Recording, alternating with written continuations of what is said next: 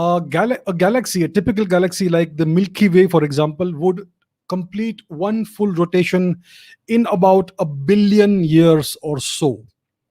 Maybe some are faster, maybe some are slower, but something like that, right? So that's a very slow rate of rotation. So how do we know that galaxies are rotating? That's a very good question. I am sure your teachers never answered this question. I'm sure that you did not even get to ask this question because you can't ask questions in school. So how do we know that galaxies rotate? There is something in physics called redshift and blue shift. You must have heard of the Doppler effect. The Doppler effect is when you are standing stationary and a train is coming towards you at a high speed, and the train's whistle or siren seems shrill when the train is coming towards you. But the moment it passes you, the pitch of the whistle changes, it becomes lower in pitch. So that's an example of the Doppler effect, because when the train is coming towards you, the frequency of the waves is compressed, the wavelengths are compressed, and that's why the sound seems higher. And when the train is receding away from you, that's when the wavelengths of the sound are elongated, and that's why it sounds lower in frequency. So the same thing happens with light. So there is a Doppler effect in light as well. There's redshift and blue shift. When a luminous object is receding away from you, its light waves, the wavelength of the light is elongated, and that's why it appears redder than if it was not moving away from you. And if it's coming towards you, then the light is blue shifted towards the blue end of the spectrum, because the wavelengths are compressed. So there's red shift and there's blue shift.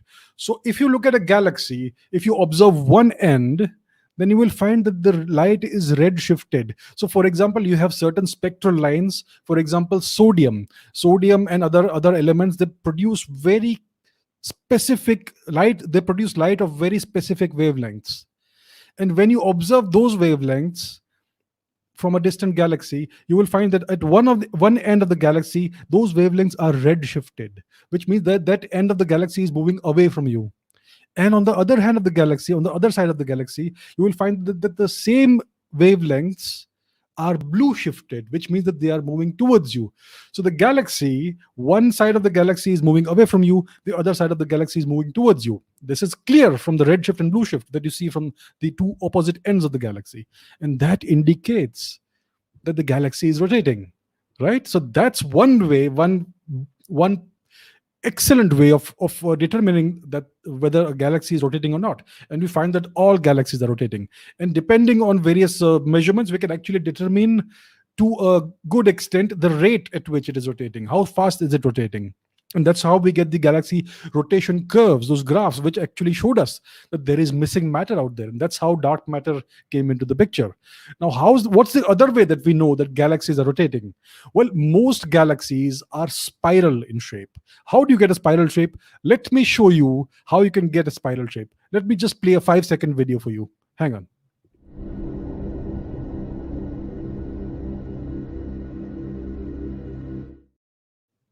So that is a ball that is wet and it's been spun like that.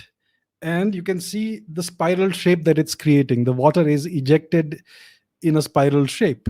So that's precisely what we see in galaxies. The video I just showed you is that of a ball on Earth.